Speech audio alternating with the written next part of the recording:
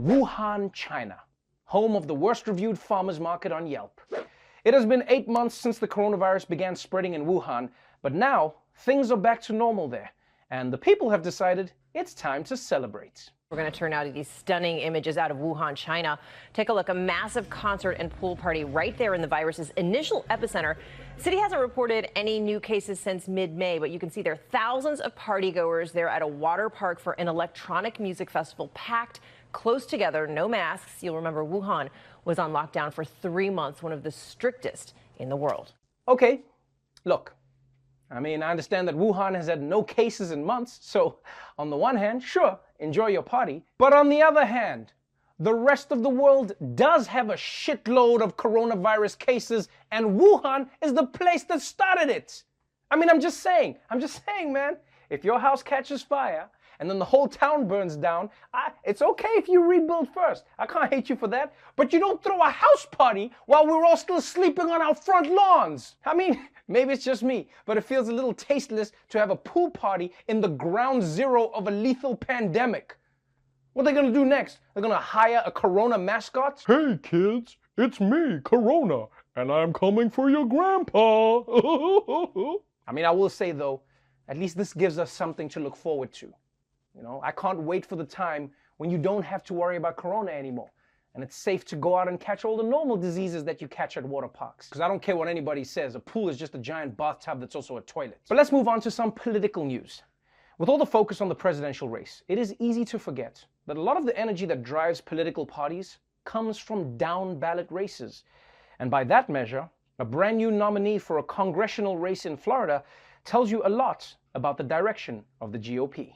The very latest election results from the live desk right now. A far-right candidate won the Republican primary for the district that represents Mar-a-Lago. Laura Loomer was banned from Uber and Lyft after refusing to ride with a Muslim driver. And she handcuffed herself to Twitter's headquarters after being banned from the site for referring to Congresswoman Ilhan Omar as being pro-Sharia law. This is somebody who has called herself a proud Islamophobe. And President Donald Trump actually tweeted congratulating Laura Loomer. You're seeing it right there, saying, "Great going, Laura. You have a great chance against a Pelosi puppet." One thing that never changes is if you do something awful, Trump will congratulate you. You could save a kid from an active volcano, and Trump will congratulate the volcano. That volcano is so big, so beautiful, so much magma.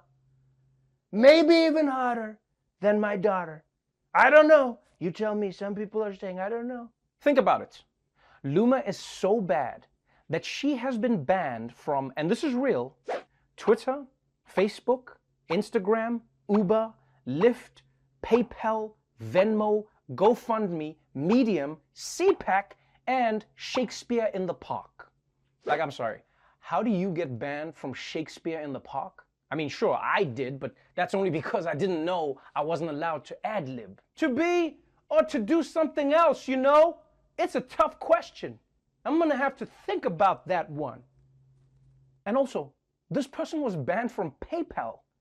Guys, that site is like 90% Nigerian scammers. And even they were like, this user does not reflect our values of cheating the elderly out of their savings by pretending to be grandchildren who need bail money. It is not who we are. It is crazy to think that this person could one day be in Congress, and she's not even allowed on most apps. Can you imagine not being able to use Instagram, Facebook, or Twitter? That actually sounds kind of nice.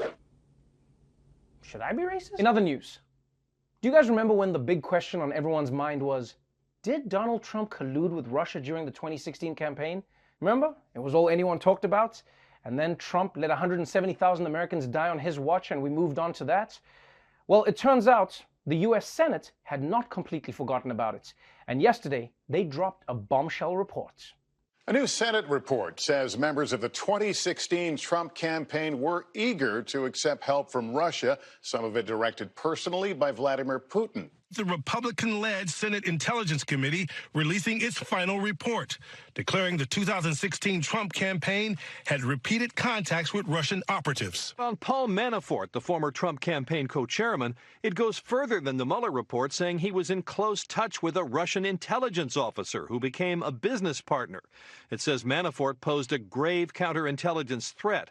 The report says he may even have been connected to Russia's hacking and leaking of Hillary Clinton campaign emails, an operation it says was actually directed by Russian President Putin. The 3-year investigation also found that President Trump may have misled special counsel Robert Mueller. One of the other headlines is that this committee actually made criminal referrals in June of last year in 2019 to federal prosecutors. On the list of referrals, Steve Bannon, Jared Kushner, and Donald Trump Jr. That's right. The Republican-led Senate committee referred Steve Bannon, Jared Kushner, and Don Jr. for criminal charges for lying under oath. And this is good news for Eric. When you're the least favorite child, you get left out of all the family traditions, even the criminal ones. But basically, this Senate investigation found that the Trump campaign's contacts with Russia during the 2016 election posed a threat to national security.